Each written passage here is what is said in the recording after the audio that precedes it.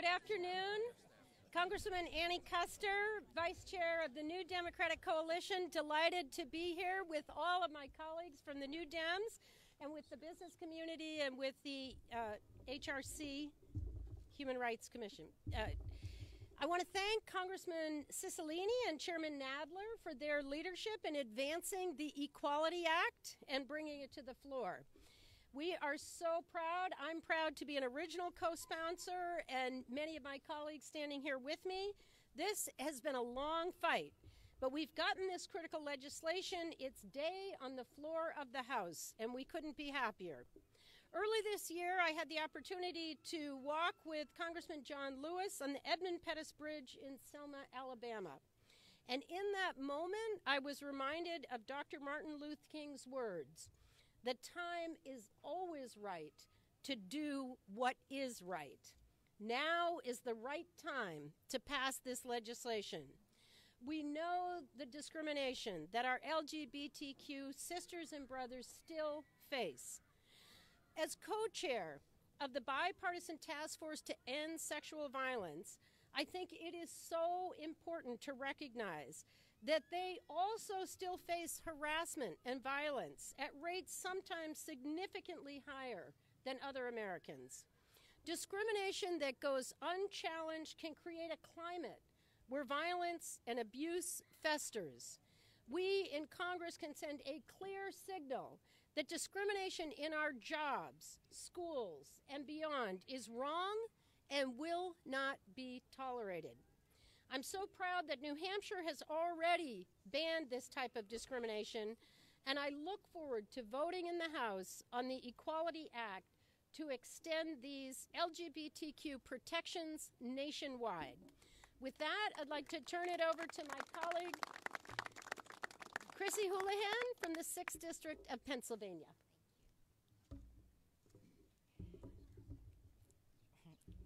This a little bit higher. I'm a little taller. It's tricky. Good afternoon, everyone. It is my pleasure to be here with everyone. All persons born or naturalized in the United States and subject to the jurisdiction thereof are citizens of the United States and of the state wherein they reside. No state shall make or enforce any law which shall abridge the privileges or immunities of citizens of the United States, nor shall any state deprive any person of life, liberty, or property without due process of law, nor deny to any person within its jurisdiction the equal protection of the laws. That's not Democratic text. That's not Republican text. That is the Constitution. It is the document that we here in Congress have sworn to uphold. Yet in our country, in much of our country, it is still legal in many places for someone to be fired for being LGBTQ. It is still perfectly legal for someone to be denied their American right to equal protection under the law simply because of who they are and who they love. So, how can we say that we're doing our duty to uphold the Constitution and to serve all American people when we live in a society where equality under the law isn't extended to all Americans? Congress has not honored our promise, has not honored our duty to the Constitution. And yes, this is very personal for me.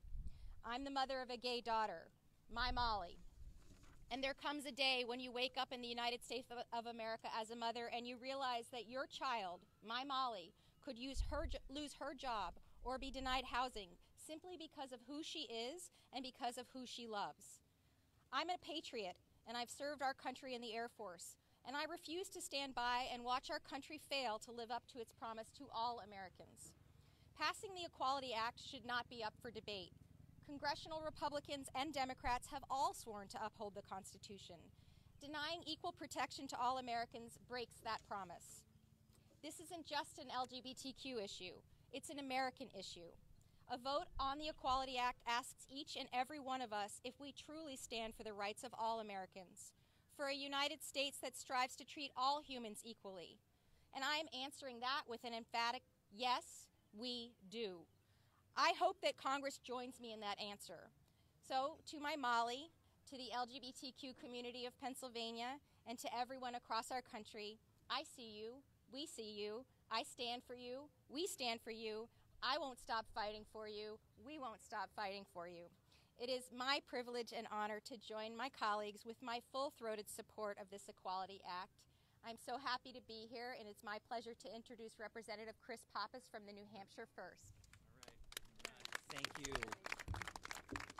Well, thank you, Chrissy, for being such a staunch ally and for sharing that family story about how we can't wait any longer to achieve full equality in this country. I want to thank my colleagues from the New Dems for standing with us today, to all the folks that we work with across the Congress who have been loud and clear about their support for this issue. Thank you to Chad Griffin and HRC and to the business community that's represented here today. Thanks for being allies in this important fight.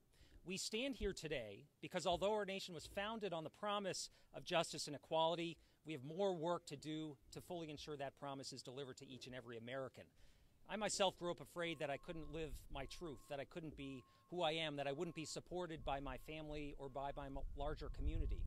And it makes a pretty profound statement that I can stand here today as an out LGBTQ member of Congress representing my home state in terms of the progress that we've made on issues around LGBTQ equality over the last many years and decades. We stand on the shoulders of those who have came before us and fought the tough fights, who have put themselves in difficult situations, who have risked their lives, their security, their health and safety to be able to speak out on these issues. And we've come to this moment where we're on the verge of passing something pretty fundamental.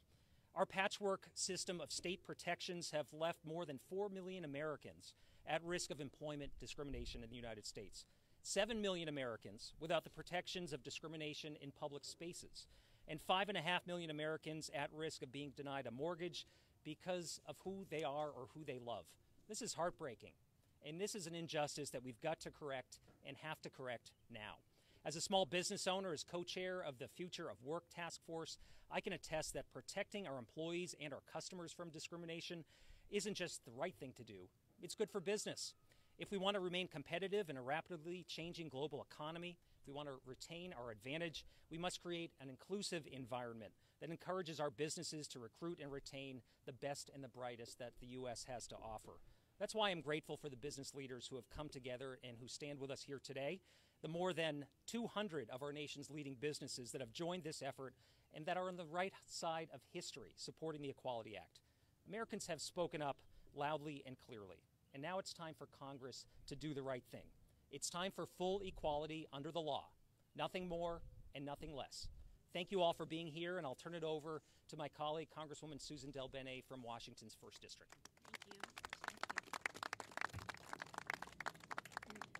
Thank you. I'm Susan DelBene, and I'm the Vice Chair of Policy for the New Dems. And it is so important we're here. It wasn't that long ago that we were standing right across the street cheering the Supreme Court decision on marriage equality. And yet there's more work to do. And the Equality Act is one of the most important pieces of legislation we can pass this Congress. In more than half of the United States, LGBTQ Americans can still be fired, can be denied credit, and evicted from their home simply because of who they are and who they love. What's worse, our nation has seen a proliferation of state laws, stripping protections from transgender Americans, and legalizing discrimination under the guise of religious freedom. Right now, only 21 states have protections against housing and employment discrimination for sexual orientation and gender identity, and only 15 states have protections against education discrimination. We can do better. Imagine what it must be like to know your entire life could be upended simply because of who you are or who you love, that you could lose your job for no reason. Well, it happened to someone who now lives in my state. It started when he was a volleyball coach at a college in Virginia. They had just finished a very successful season, and he was fired without explanation. And in Virginia, there's no legal recourse for fired LGBTQ employees. So he, his husband, and their sons moved to Washington State, where there are protections for LGBTQ employees, and Washington State has warmly welcomed them. But not everyone has the ability to pack up and move. It's costly, it's hard, and it shouldn't have to happen. No one should be forced to make that kind of decision.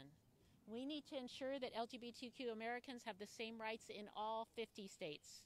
As New Democrats, which is the largest caucus within the Democratic caucus, we know that the value of someone's work is not based on who you love, but rather on how well you do at your job and it's important that we provide opportunities to allow everyone to compete in a fair environment. Equality is good business.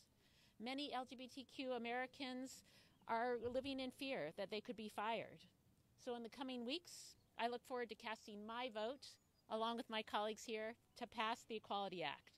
I'd like to add that it's time for the Senate and Mitch McConnell to do their jobs and support us in passing legislation that can help American families, and they can do that by passing the Equality Act as well. We're very excited to be joined by many folks today to echo the importance of this legislation by Chad Griffin of the Human Rights Campaign, Nikki Kristoff of Salesforce, Chris Padilla of IBM, Patrick Hedren of the Association of Manufacturers, and others in the support of the Equality Act.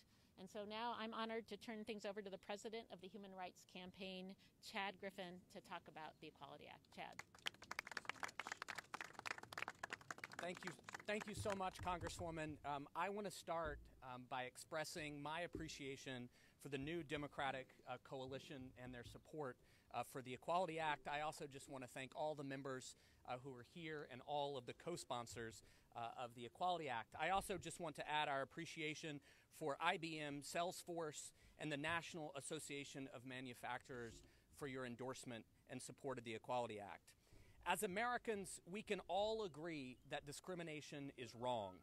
But in 30 states today, LGBTQ people remain at risk of being fired from our jobs, evicted from our homes, or denied services simply because of who we are. No one's fundamental rights should depend on which side of a state line they live on, and that's why we need the Equality Act now. This bill is grounded in common sense, and it's rooted in our most fundamental shared value of equal justice under law. The Equality Act has the support of more than 280 members of Congress, Democrats and Republicans. It has the support of more than 500 medical, child welfare, religious, and social justice organizations. It has the bipartisan support of 7 out of 10 Americans, including majorities in every single state in this country.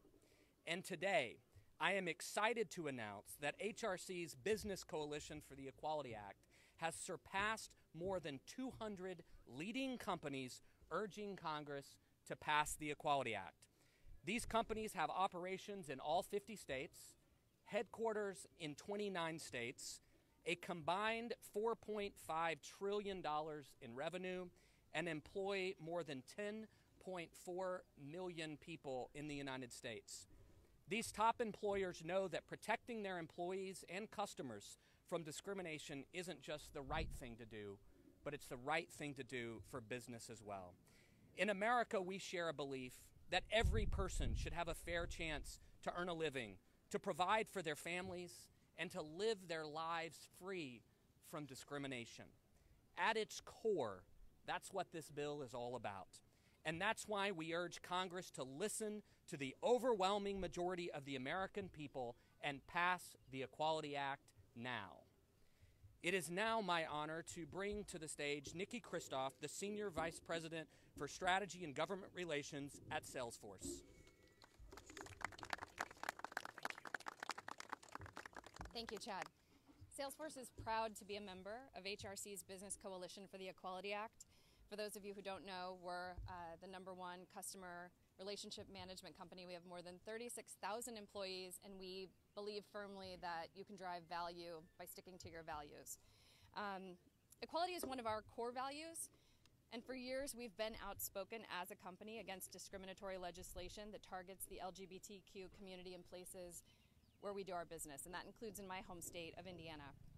We've taken on this responsibility because Salesforce employees deserve to be treated equally under the law, no matter where they live or where they work. And across our various offices around the country, our employees and our job candidates want to know that they have a vibrant, diverse, and welcoming community for themselves, for their family.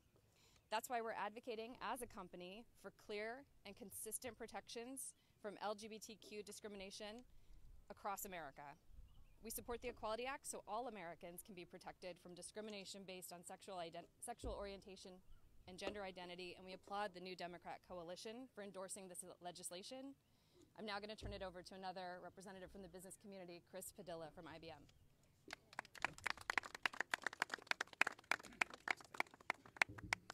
Thank you very much. We are honored to be here today. I want to thank the New Democratic Coalition and HRC for their leadership. In September 1953, 11 years before the passage of the Federal Civil Rights Act, IBM's CEO, Tom Watson Jr., declared our company's first ever non-discrimination policy on the basis of race, creed, or color. In 1984, we again took leadership by adding sexual orientation to our non-discrimination policy, and in 2002 declared the same on the basis of gender identity or expression. We've long been a leader and a believer in equality as a business imperative. And today, 35 years after IBM first declared it would not discriminate against LGBTQ people in the workplace, I'm here to say that a federal law protecting the civil rights of these citizens is long, long overdue.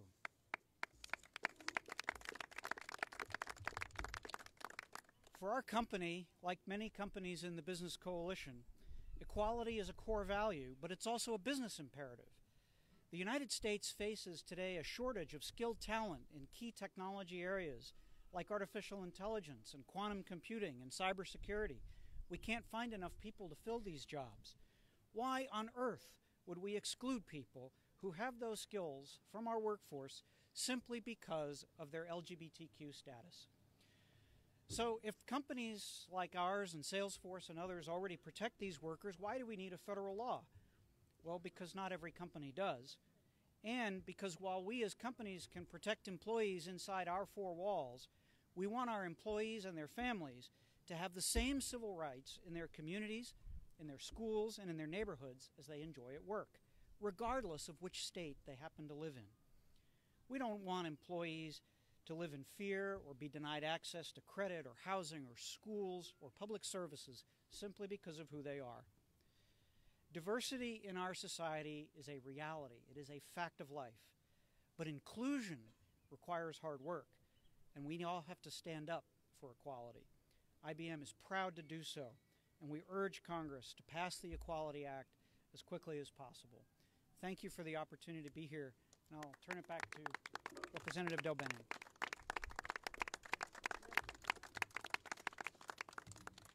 Thank you. I again want to thank all of my colleagues who came out to show their strong support and all of our other speakers to talk about how important it is that we pass the Equality Act. Right now, we'd like to open it up for any questions that folks might have. Well, thank you. Thanks so much for coming. And again,